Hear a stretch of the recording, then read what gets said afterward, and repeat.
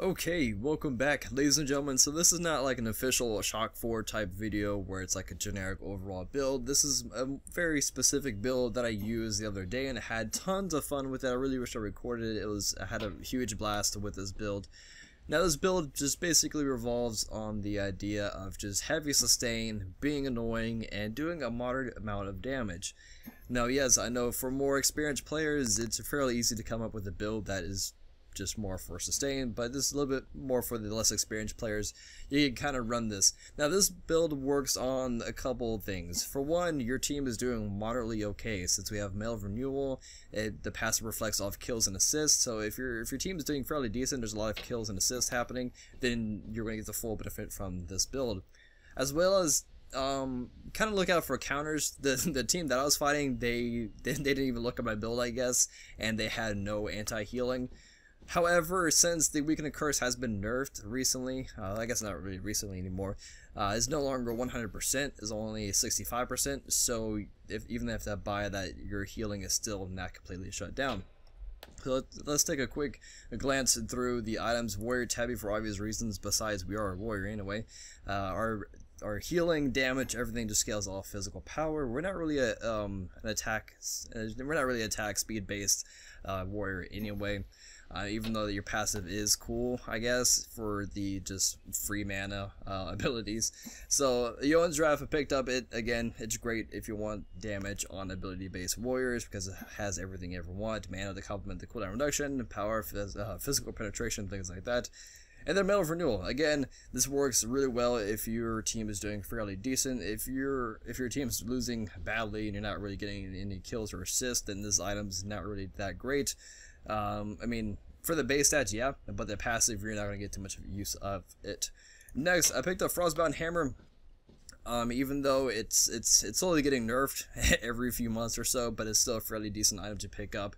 The way I like to use this item is when you just kind of go in and you pop your 3 to slow them down, and then it allows you to catch up to them.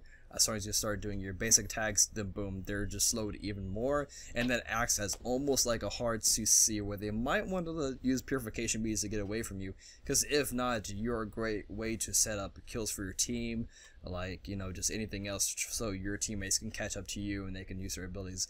Things like that. And it's also great for shutting down attack speed based gods as well. HP is always nice. Great warning shows up, and then at this point I noticed I had 0 magical protections, and that would cause me a lot of harm, especially against like a Poseidon or something. So I went to one item that has an incredible amount of magical protection because I want to buy something else later on, and I went with the Stone of Gaia because it does just that. Stone of Gaia is probably, I think it is the highest magical protection item. Yeah, it is at 70. 100 HP is not too bad. I have HP somewhere else. I plan to get the Ring 4 Hammer, which I did. HP 5 again. This build revolves around a lot of self-healing and sustain between your 3. You have a crazy amount of healing with your Mail of Renewal.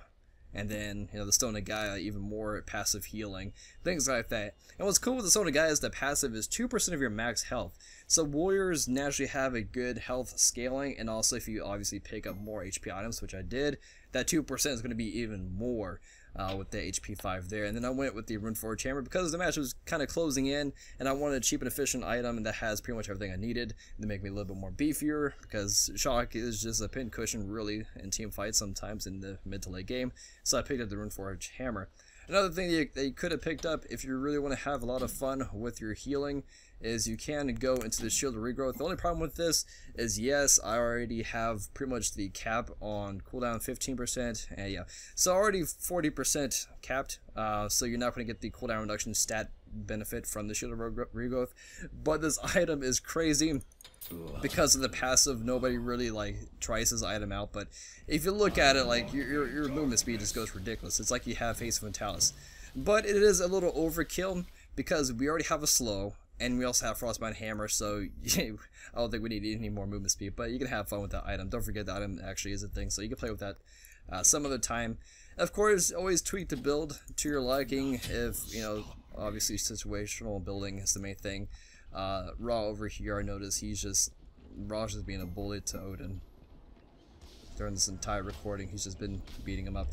So, That's gonna be it. We can yeah, let's take a look at our stats. 131 physical power, which is great. 173 physical protections, which is actually quite a bit, and 118 magical protections. Not too bad considering that we can heal ourselves quite a bit, and our HP pool is looking at 3,205, which is honestly quite a bit. So thank you guys so much for watching. Feel free to try this build out. I just had a lot of fun with it. I was just laughing the entire way because you feel like Hercules. It's like Hercules with more self-healing, if you can imagine that. It's just loads of fun. So yeah, thanks guys, and I'll see you guys next time. Peace.